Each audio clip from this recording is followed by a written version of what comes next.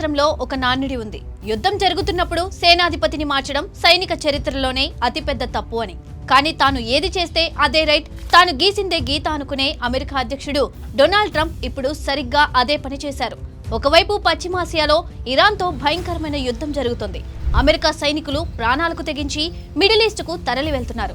ఇలాంటి అత్యంత క్లిష్టమైన సమయంలో ట్రంప్ తీసుకున్న నిర్ణయం ప్రపంచాన్ని ఉలిక్కిపడేలా చేస్తోంది. America army chief general Randy George ను, రక్షణ శాఖ మంత్రి పీట్ హెగ్సెత్ ను ట్రంప్ అర్ధాంతరంగా పదవి నుండి తొలగించారు. పదవీ కాలం ఇంకో ఏడాది ఉండగానే ఆయనపై వేటు వేశారు. ఈ క్రమంలో ట్రంప్ ఒక పిచ్చోడు అంటూ ఓ మాజీ ఆర్మీ చీఫ్ తాజాగా చేసిన సంచలన వ్యాఖ్యలు దుమారం రేపుతున్నాయి. తన మూర్ఖపు నిర్ణయాలతో అమెరికా పరువు తీస్తున్నాడంటూ ఫైర్ అయ్యారు. దీంతో ప్రపంచాన్ని శాసించే అమెరికా సైన్యానికి ట్రంప్ ప్రభుత్వానికి మధ్య కోల్డ్ వార్ నడుస్తోందనే వార్తలు టాక్ ఆఫ్ ది వరల్డ్ గా మారాయి.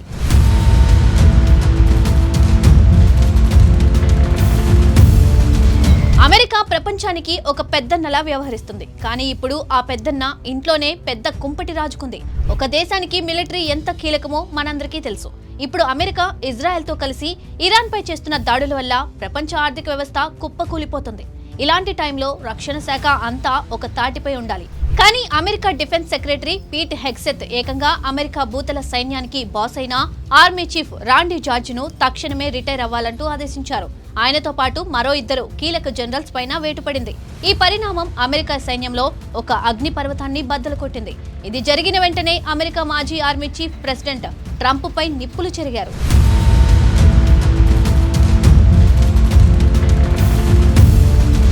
ట్రంప్ ఒక పిచ్చివాడు అంటూ మాజీ ఆర్మీ చీఫ్ సంచలన వ్యాఖ్యలు చేశారు. ట్రంప్ నిర్ణయాల వల్ల అమెరికా సైన్యం క్రెడిబిలిటీ దెబ్బతింటుందని ఆయన ఆవేదన వ్యక్తం చేశారు. ప్రపంచ ఆర్థిక వ్యవస్థ కుదేలైందని ఆరోపించారు. దేశాల మధ్య రిలేషన్స్ దెబ్బతిన్నాయని ఆయన తెలిపారు. ఇరాన్ పై యుద్ధం విషయంలో ట్రంప్ది వ్యూహం ఏమాత్రం కాదన్నారు. అమెరికా అధ్యక్షుడి హోదాలో తీసుకున్న పిచ్చి నిర్ణయాలు మాత్రమేనని ఎద్దేవా చేశారు. మిడిల్ ఈస్ట్ మంటల కారకులకు చరిత్ర ఎన్నటికీ మర్చిపోదని ఆయన హెచ్చరించారు. అమెరికా రక్షణ శాఖ తీసుకున్న ఈ నిర్ణయం ఇప్పుడు గ్లోబల్ డిఫెన్స్ ఎక్స్పర్ట్స్ ను షాక్ కి గురిచేస్తుంది. Army chief general Randy George కు ఇంకా ఏడాదికి పైగా పదవీ కాలం ఉంది.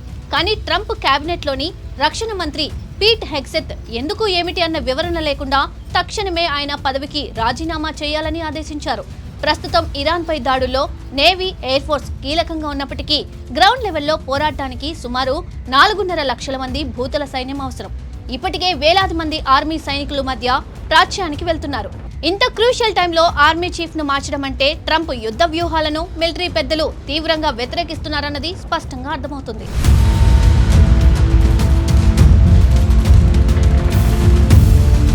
ఈ మొత్తం వివాదానికి మూల కారణం ఇరాన్ పై అమెరికా అనుసరిస్తున్న తీరు. మాజీ ఆర్మీ చీఫ్ మాటల ప్రకారం ఇరాన్ విషయంలో ట్రంప్ వాడుతున్నది ఎలాంటి మిలిటరీ వ్యూహం కాదు, అది కేవలం ఒక అధ్యక్షుడి హోదాలో తీసుకుంటున్న మూర్ఖపు నిర్ణయాలు మాత్రమే అని ఆయన కుండబద్దలు కొట్టారు.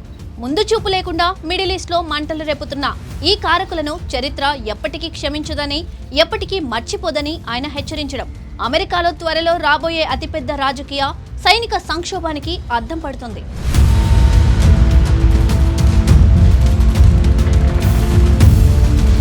ఎంత సూపర్ పవర్ దేశమైన పాలకుడికి, సైన్యానికి మధ్య సమన్వయం లేకపోతే ఆ దేశ పతనం మొదలైనట్లే. ట్రంప్ వ్యవహార శైలి ఇప్పుడు పెంటగాన్ కు ఏమాత్రం మింగుడు పడడం లేదు. మిడిల్ ఈస్ట్ యుద్ధాన్ని కంట్రోల్ చేయాల్సింది పోయి ఈగోల కోసం సొంత అధికారులనే పక్కన పెడుతున్న ట్రంప్ పై స్వయంగా అమెరికా సైన్యమే బహిరంగ విమర్శలు చేస్తూ ఉండడం రాబోయే వినాశనానికి సంకేతం.